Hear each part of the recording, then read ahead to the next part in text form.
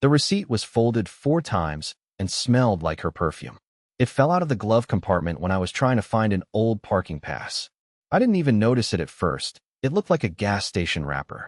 But when I picked it up, I saw the name of a boutique hotel printed in gold foil. Zurich. Check-in date. Exactly 2 days before she left for her client's wedding in Iceland. There was a room service charge for 2 champagne flutes, fresh strawberries, and, get this, oysters. I remember standing in the garage, holding that thin little slip of paper like it was a detonator. She hadn't even made it to the airport yet when she checked into that room. That means she lied to me before she even pretended to leave. Before she kissed my forehead like I was an elderly patient and said, "We'll talk when I get back." No, she'd already had the conversation, just not with me. I didn't call her. I didn't text. I just walked upstairs, sat down on the edge of our bed, and stared at the blank space on her nightstand where she used to keep a novel she never finished. I didn't sleep that night. Not because I was angry. That came later. First, there was confusion. An almost academic curiosity. I started creating folders, like I was working a case. Evidence. Patterns. Lies. By 3:47 a.m., I had built a spreadsheet. Every trip she ever took. Cross-referenced with credit card statements, geotags from social media, background blur artifacts in her selfies. The timestamps never matched up as neatly as I had believed. Rome was Lisbon. Dallas was Cancun. Too much wine for video today meant too many people around to risk a photo. And in almost every picture, there was a detail I had missed the first time. A hand. A wine glass that didn't match the one she was holding. An unfamiliar men's jacket slung over the back of a cafe chair. The same stranger's shoes reflected in a museum display case in 2 different countries. I wasn't heartbroken. Not yet. I was curious. Almost impressed. Who was this man? How long had this story been running in parallel with mine? How many, "We'll talk when I get back," had I swallowed while she was playing house in another time zone? That morning, before the sun came up, I brewed a pot of coffee and watched a video she posted from the Iceland wedding. The audio was muted. Probably because there was no wedding. Just her in a hot spring. In the corner of the frame was a blurry figure. Shirtless. Laughing. Not me. And for the first time, I said it out loud. Quietly. Like a narrator in a story that was no longer mine. "She's not coming back." Then I smiled. Because I had finally decided. I'd go to her. I didn't even pack a bag. I just grabbed my passport, her spare laptop, and the envelope of foreign currency she kept stashed in the freezer behind a bag of frozen peas. I figured that was poetic enough. I left a note for my neighbor to feed pesto and locked the door like I was coming back. But I wasn't. Not really. The flight to Zurich was half full and forgettable. I stared at the emergency card for 3 hours without blinking. A woman next to me asked if I was okay. I told her I was going to surprise someone. She smiled. If only she knew. Zurich was colder than I expected, even for spring. I hadn't checked the weather. I hadn't booked a hotel. I hadn't even changed into clean clothes. But I had the receipt. And that's all I needed. The hotel was tucked behind a tram stop, sleek and quiet with those tall, soundproof glass doors that made me feel like I didn't belong. I walked in like I was supposed to be there. The concierge smiled. "Checking in?" she asked in a Swiss accent, so precise it felt carved. I handed her the receipt, pretending to be confused. "My wife said she left something in the room," I said. "Room 407. Her fingers hesitated over the keyboard. "I'm sorry, sir, but we cannot disclose guest." I smiled. "No need. I'll wait." I sat in the lounge for 6 hours. I drank 4 overpriced cappuccinos and watched the elevators. At 5:43 p.m., I saw her. Reina. She walked out of the elevator wearing a coat I'd never seen before, her hair pinned up like she used to do in college when she wanted to look accidentally flawless. But it wasn't her that froze me in place. It was the man walking 2 steps behind her, laughing.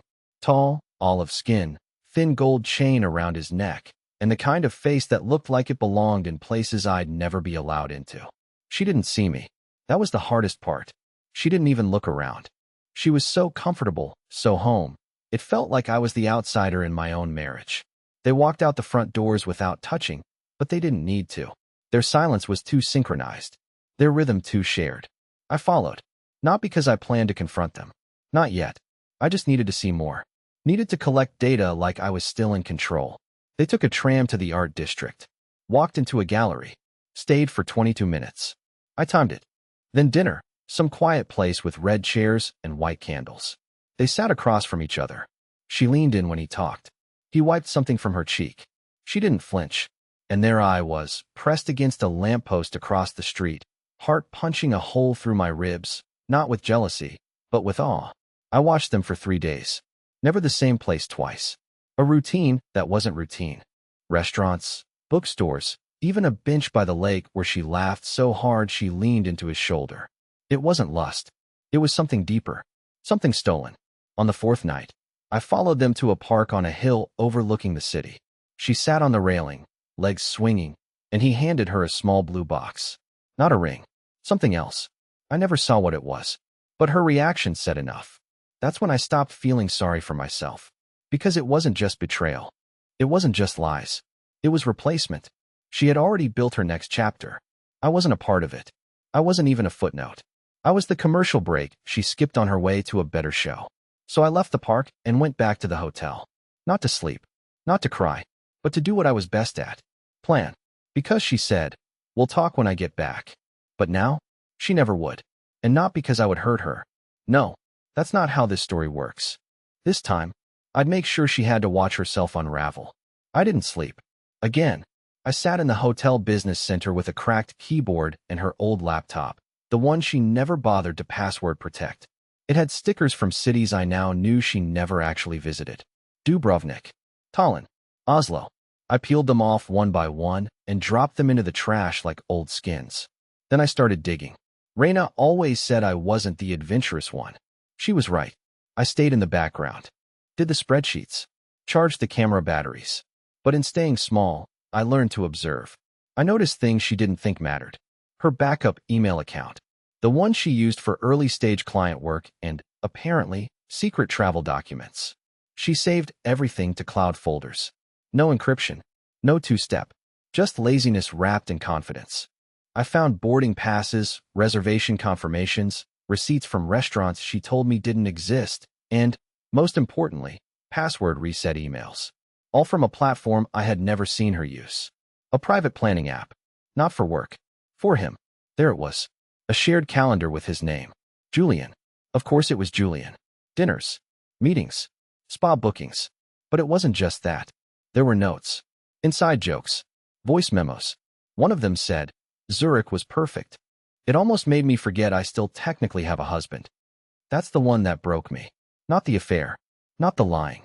But that one word, technically. Like I was a loose end she hadn't snipped yet. That's when the plan truly clicked into place. Not rage. Not destruction. Just erasure. She taught me how to disappear. Every time she vanished into a new country, a new version of herself, she left breadcrumbs I had quietly watched scatter. Burner emails. SIM cards. Travel cards under fake names for loyalty points. She thought I wasn't paying attention. I was. So I used her tricks. I rented an apartment in a different part of the city under a temporary identity I created through one of those platforms she once recommended for digital nomads. I wiped my digital footprint. No forwarding address. No alerts to our shared bank. I drained only my part of the savings, every cent I had contributed, and opened a new account in a bank she's never heard of. And then, slowly, I began to rewrite the narrative. First, I emailed one of her sponsors using a mock address she'd used years ago, an old client-facing one. I claimed I was her assistant, said she was taking an indefinite break for personal reasons, and would be scaling back all future collabs. They didn't ask questions, just wished her the best, and quietly archived her from their pipeline. That was step 1, make her professional world a little more quiet. Step 2, I flagged her primary account for suspicious logins from her own laptop. She'd get locked out within 48 hours if she didn't verify, but I had access to the backup email, and I could stall just long enough to cause panic. After that, I scheduled fake appointments on her travel calendar. Nothing big, just enough to overlap with real ones and make her miss things she thought she had under control. One day, she'd show up to a spa she never booked. The next, her credit card would be declined because she already checked in. Confusion, isolation, doubt. It was never about punishment. It was about balance. I wasn't trying to make her feel what I felt. I just wanted her to notice the absence of control. The same absence I had felt when I sat at home with mint tea going cold on the counter. People assume betrayal is an explosion, a moment, but it isn't. It's slow. It's paper cuts. It's a quiet bleed you only notice when the floor is covered. On the 7th day in Zurich, I finally let her see me. I waited until she was alone. A bookshop she liked, one she posted about last year with some overly filtered caption like, "My soul is happiest in rooms lined with stories." I walked in, didn't say a word. I just stood at the opposite shelf and waited for her eyes to flick up and meet mine. They did. She blinked, took a step back, mouth slightly open. I didn't smile. I didn't wave. I just whispered, "We were supposed to talk when you got back." Then I turned around and walked out. She didn't follow me. Of course she didn't. She doesn't know yet that her life is already starting to unravel from the inside, and I haven't even started on the part that really matters. The next morning, I received an email from her. Subject line, "Clive." No greeting. No apology. Just a question. "Why are you here?" I didn't respond. She followed up 3 hours later. "What are you trying to do? Just tell me." Still, I said nothing. Because here's the thing. Reina thrives on control. She needs clarity, even when she's lying. It's how she survived in her industry. Logistics, schedules, spreadsheets, secrets. But now, the equation was off. I wasn't behaving like the Clive she had filed away in her memory. Predictable, passive, quiet. And uncertainty terrifies people like her. Instead of replying, I uploaded a photo to her private cloud storage, a place she didn't know I still had access to. It was a picture of us, taken 4 years ago in Croatia, right after she had closed her first major client. We were sitting on the edge of a dock, her head on my shoulder, my glasses crooked from the wind, both of us sunburnt and smiling like idiots. In the corner of the frame, her fingers formed a tiny peace sign. She always did that, even when she was pretending not to pose. I added no caption, just the photo. A breadcrumb. I wanted her to wonder why I sent it, what it meant, if it was a threat or a memory. Was it sentimental or manipulative? Was I mourning us or mocking her? And that's exactly where I needed her. Off balance. Spinning. You see, I didn't want to destroy her life. Not really. That would be too fast. Too clean. What I wanted was for her to lose certainty. To question whether the cracks were appearing from the outside, or whether she had simply lost her grip on the structure she built so carefully. And for that to work, I had to get closer. Not physically, mentally. That night, I slipped a small, unmarked envelope under the door of the apartment she was staying in with Julian. Inside, a single line printed in Helvetica font on plain white cardstock. You blinked first. She wouldn't know what it meant, but it didn't matter. She'd assume it came from me, and that uncertainty, that guessing, would be enough to fracture her narrative. For the first time, she would be the one trying to read me. The next morning, her Instagram was gone. Deleted. Not archived. Not paused. Gone. Her brand had vanished. The page that once held perfect lighting and poetic captions was now a 404 error. Her TikTok was silent. Her YouTube channel had disabled comments. She was retreating, folding inward like a dying star. Julian, meanwhile, was clueless. I knew this because I watched him from a cafe across the street later that day. He walked like someone still living in the fantasy, still unaware that the stage lights were flickering, the props falling apart. He bought flowers, probably to try and fix whatever panic she was radiating. But she didn't need flowers. She needed answers, and I wasn't giving her any. Instead, I made a single call to her old client in Copenhagen, the one she said ghosted her without explanation.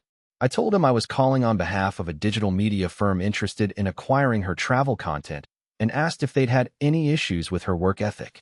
He laughed, said she'd disappeared mid-project, blamed internet issues, and left them cleaning up a mess that cost them a brand partnership. That was news to me. Funny how betrayal never stops at just one chapter. There are always drafts you weren't given access to. That night, I walked by her building, not to stalk, just to feel the air around it. It was colder than usual. Still, like the place knew it was being watched. I didn't expect to see her, but I did. She was at the window, phone pressed to her ear, pacing, probably talking to her sister or manager, or maybe even Julian, who still didn't understand why she was unraveling at the seams. I wondered what she was saying. If she was describing me as unwell, or obsessed, or not himself. But I was more myself than I'd ever been. She just never took the time to meet this version of me, the quiet observer who decided to participate. I turned and walked away. And as I did, I realized something chilling. I didn't care if she loved him. I didn't care if she stayed with him forever. I didn't even want her back. What I wanted was for her to understand what it feels like to look into a mirror and not recognize the reflection staring back. And that was only just beginning. Reina didn't leave the apartment for 2 days after I left that envelope. Not once. I tracked the deliveries: food, wine, aspirin, 2 boxes of herbal sleep aids. Julian came and went, always alone. I could see it in the building's glass reflection across the street. He'd knock, wait, get buzzed in. But when he left, he was always on the phone, talking fast, rubbing his face like someone trying to solve a puzzle with missing pieces. I knew that posture well. I'd lived in it for years.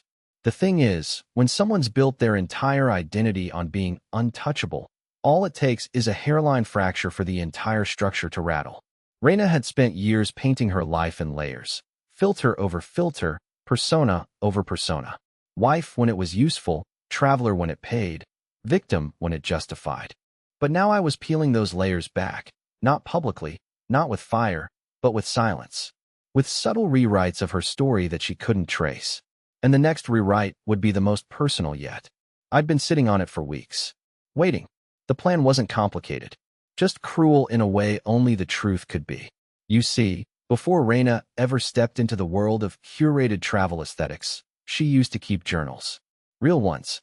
Ink-smudged, margin-doodled notebooks filled with unfiltered versions of herself. I'd found them during a move years ago, shoved behind our winter coats. She probably forgot they existed. I didn't. There was one entry that stood out to me. A line she wrote during a fight we had early in our marriage. Sometimes I feel like Clive is my punishment for playing it safe. At the time, I told myself it was just a venting moment. A flinch. But now, I realized it was prophecy. So I copied that line and printed it on high-quality stationery. No return address. No signature. I mailed it to her sister, and to her former business partner, and to a brand she was trying to land a collaboration with, which I knew because I saw the pitch email in her drafts folder. I didn't include context. Just that line. Typed. Cold. Devoid of explanation.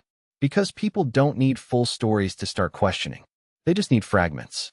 Doubt fills in the rest like smoke in a locked room.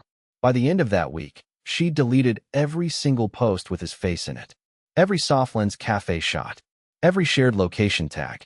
It was like she was trying to erase him before anyone else asked her to. But it was too late. Her silence was already working against her. Comments piled up on reposted videos asking if she was okay, if she'd gone off the grid. One thread even speculated she'd been caught plagiarizing content from smaller creators. That hadn't come from me, but it helped. The beauty of dismantling someone's world without touching them is that it makes them question their own stability. Reina started doing damage control in places no one was attacking, which made it look like she was hiding something. Julian? He tried to be the good guy. Flowers. Walks. He even proposed a quick trip to Italy. I knew this because I intercepted the email confirmation from the airline, which she opened and then canceled. She was unraveling, but not publicly. That would have been easy. What was happening now was slower, more dangerous. The kind of unraveling that happens when someone doesn't know what's real anymore. When every corner of their life feels like it's been left ajar. That was the point. It wasn't about revenge. It was about quiet symmetry. Because this is what I'd lived with for years, an invisible collapse. She'd come home with stories that didn't match. Laughter that wasn't quite earned. She'd touch my shoulder in passing like I was furniture. And I absorbed it all. Alone. In silence. Smiling through it like some loyal ghost haunting our own kitchen. Now, she could see the shape of that silence. She could feel it breathing around her. But she couldn't name it. And the best part? She still didn't know what I wanted. What I was after. Because I didn't want her career. Or her guilt. Or even her pain. I wanted her to look in the mirror one morning and finally ask herself, was any of this real, or did I just imagine it? That's where we were headed. And I wasn't going to stop until she answered. I didn't intend to find the letters. Not that night. Not in that way. I had returned to the apartment after walking past her building again. A habit I had tried to convince myself was routine, not obsession. I wasn't watching her. I was studying the aftermath. That's what I told myself. But as I lay there on the futon in that dusty Zurich sublet, With the heater rattling like bones in the walls and the air dry from weeks of unspoken grief, I needed something different. A new crack to crawl into. So I opened the final folder on her old laptop. It was simply titled CV Backups, and I'd ignored it because I assumed it was filled with job history files or client invoices. But inside, buried under PDFs and zipped brand kits, was a Word doc titled only with a date, June 3rd, 2016. I hesitated. That was 3 years into our marriage. Around the time I had noticed her first real shifts. Unexplained absences, forced laughter, compliments that came a beat too late, like she was rehearsing a version of herself she didn't believe in anymore. I opened the document. It wasn't a resume. It was a scanned letter. Handwritten. Addressed not to me, but to someone named Elise. I didn't know the name. The tone was soft. Nostalgic. It began with, "If I ever disappear again, don't look for me. This time, I'm doing it for real." I read the entire letter 3 times. She spoke of exhaustion, of how she'd been practicing exits since 17. She described feeling trapped in every identity she ever tried on: sister, friend, lover, wife, and how pretending was her only escape. There were references to places I'd never heard her mention. A small town in Portugal, a hostel in Sarajevo, a winter she spent not speaking to anyone, just to see how long she could last. But what shook me most was this line. "Clive thinks he knows me. He doesn't even know where I'm from." I stared at that sentence like it was a confession under my skin. I knew where she said she was from. Upstate New York. Grew up near Ithaca. But I never met her family. She always kept that world far from ours. Said it was messy and unresolved. I believed her. She cried once when I brought it up, and I never did again. Now I wondered if any of it was real. I searched every hard drive I had, every storage folder she ever synced, and traced the breadcrumbs backward. Eventually, I found an old form she had filled out for a business license. The address listed was in Kentucky, a small town with a population of less than 5,000. I didn't sleep that night either. I booked a flight the next morning. Not because I needed revenge anymore. This wasn't about that. Something deeper had shifted. I was no longer hunting the woman who betrayed me. I was looking for the woman she used to be, if she even existed. When I arrived in that quiet, overexposed town, I rented the cheapest car I could find and drove past cornfields until the road narrowed into gravel. The address led me to a farmhouse that looked like it had given up. Boards on the windows. Mail piled inside the screen door. But the name on the mailbox matched the surname from the license, Reynolds. Raina had never told me her birth name. She once joked that Raina wasn't even her first legal name, just the one that felt the least fake. I walked up to the door. Knocked. No answer. But someone had been there. Recent tire tracks in the gravel. A dog bowl on the porch with water still in it. I checked my phone. No signal. No GPS. I felt like I had stepped out of my own timeline and into hers. I was about to leave when a car pulled in. A woman stepped out. Early 50s. Same eyes as Raina. She didn't look surprised to see me. Just tired. "You're the husband, aren't you?" she said. I didn't respond. Just nodded. "She never told you." The woman said, more a statement than a question. Not about Elise. Not about the hospital. Not about the boy in Virginia. I froze. "What boy?" I asked, but my voice came out thinner than I meant it to. She looked at me for a long time, then walked past me, opened the screen door, and disappeared inside. That's when I realized I was no longer writing the end of our story. I was reading the beginning of hers. And nothing I thought I knew about my wife was true. Her name was Margaret. She didn't introduce herself, not right away. She simply left the screen door half open and expected me to follow. The inside of the farmhouse smelled like dust and lavender. The floorboards creaked with every step, like they were warning me I was trespassing on something older than time. She didn't offer coffee or ask questions. She just sat down in an old armchair next to a wood-burning stove and lit a cigarette with shaking hands. "You're the third one who's come looking," she said after a long silence. My throat went dry. Third. Margaret stared through me like I was a piece of furniture she didn't want to keep. "There was a man in 2014. Name started with AB. Never gave a last name. He stayed for a week before leaving in the middle of the night. The second one came last year. Younger. Real sharp dresser. Said he met her in France. Didn't stay long either. Just asked questions and left with no answers." I didn't know what to say. Raina had never mentioned anyone before me. She spoke of exes like distant sketches, college flings, a musician who broke her heart. Nothing real. Nothing that sounded like men who would fly across the country looking for closure. What happened to her here? I finally asked. My voice sounded small, like it belonged to a different man entirely. Margaret didn't look at me when she answered. She was quiet as a girl. Too quiet. We thought she was just shy. Then she started telling stories. About things that didn't happen. People that weren't real. Teachers at school started calling. Said she'd lie about anything. Said she told her class her father drowned in a lake. He was standing right outside in the pickup when they called. She paused to ash the cigarette into a chipped ceramic tray. That was the first time I realized she wasn't just pretending. She was remaking herself. Something twisted in my stomach. The way Margaret said it. Like it wasn't meant to scare me, just prepare me. Like I needed to understand that what I thought was manipulation had actually been a form of survival. She ran away for the first time at 15, Margaret continued. Took my ID, stole $200, and ended up in Atlanta working under a different name. Took 2 weeks to find her. She said she didn't remember doing it. Said she woke up and didn't recognize where she was. That was when the doctors got involved. I leaned forward. You said hospital? Margaret nodded. Outpatient treatment, then a full evaluation. They said it was dissociative behavior. Not dangerous, just fractured. She built stories to cope, created identities, slipped between them like doors she could close when she didn't like what she saw. I felt like the air had been ripped out of my lungs. All the years I thought she was hiding things from me, manipulating, lying. What if she was just compartmentalizing to survive herself? She's not evil, Clive, Margaret said, finally using my name. She just doesn't stay long in any one version of herself. When the cracks show, she leaves. Changes cities, cuts ties, reinvents. She's not running from people. She's running from her own reflection. For a moment, I thought I might cry. Not from heartbreak. From the unbearable weight of understanding. I had spent months planning to unravel her. Piece by piece, message by message. But now I wondered if the reason she had never fought back, never retaliated, never even asked me to stop, was because some part of her believed she deserved it. What about the boy in Virginia? I asked quietly. Margaret's face hardened. That's not my story to tell.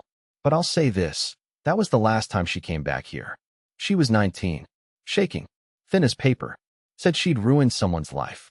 Said she couldn't remember what happened, but that she woke up with blood on her jeans and no memory of why. I went completely still. Margaret leaned forward and snuffed out her cigarette. I don't know if she hurt someone, or if someone hurt her. But whatever happened, that's when she stopped being Elise. That's when she became Raina. And she never came back. Silence filled the room. I could hear the old refrigerator humming in the kitchen and a dog barking somewhere down the road. Then Margaret said something that sent a cold, electric pulse down my spine. She was always looking for someone to anchor her, to keep her still. I think you were the closest she ever got to staying. I left the house without saying goodbye. I drove for 3 hours without turning on the radio. Just me and the road and the sound of everything I thought I knew collapsing around me. And I realized something that chilled me to my core. This was never about betrayal. This was about identity. She hadn't left me. She had left herself. And now, I wasn't sure if she could ever come back. I didn't go back to Zurich right away. I stayed on the road for 3 more days after leaving Margaret's farmhouse. No destination, no music, no real plan. Just empty highways stretching through towns that looked like they had forgotten their own names. I needed to be nowhere. I needed to grieve someone who hadn't died, just disappeared into a person I never truly knew. It would be dramatic to say I unraveled, but the truth is more boring than that. I got quiet. The kind of quiet that doesn't come from sadness, but from finally stopping. I had spent so long chasing answers, plotting, unraveling every thread of her life, that I hadn't realized I was becoming just another version of the person I thought she was. Someone obsessed with control. Someone terrified of being forgotten. But the thing about looking too long into someone else's darkness is that you eventually see your own reflection in it. When I finally flew back to Switzerland, I didn't go to her building. I didn't leave another message. I didn't hack another account. I walked through the airport with a carry-on bag and a notebook and a pen. And in the terminal before boarding, I wrote Raina a letter. I didn't accuse her. I didn't ask questions. I didn't tell her what I'd found in Kentucky or what her mother had told me. I just wrote the truth. I told her I forgave her. Not because she asked, not because she deserved it, but because I needed to let go of the version of myself that had been orbiting her for so long. I told her I hoped she would find something still enough to hold on to, even if it wasn't me. Especially if it wasn't me. I ended the letter with one line. You don't owe anyone permanence, but I hope you choose it anyway. I left the envelope with the front desk of her building, sealed and unsigned. I didn't wait to see if she'd find it. That wasn't the point anymore. And then, I came home. Home didn't look the same. It was smaller, quieter, lonelier at first. The kind of quiet that used to scare me. But something shifted. I started waking up earlier. I stopped checking her social profiles. I started cooking again, not out of routine, but for the simple joy of feeding myself something warm. I took pesto to the park more. I said yes to a freelance gig I'd turned down 6 months ago because I was too emotionally scrambled to think straight. Healing isn't cinematic. It's not big revelations and deep monologues in the rain. It's grocery shopping without spiraling. It's deleting drafts you never send. It's folding laundry and realizing you're not angry anymore. 2 months passed. Then, one morning, a postcard arrived in the mail. No return address. No signature. Just a photo of a cliffside town in Italy I didn't recognize. On the back, in careful handwriting, were 4 words. I chose to stay. That was it. And that was enough. I didn't frame it or keep it on my desk. I didn't use it to restart the past. I tucked it into a drawer between 2 notebooks and went on with my day. Because sometimes, the best revenge is moving forward. And sometimes, the best ending is just a beginning that finally belongs to you.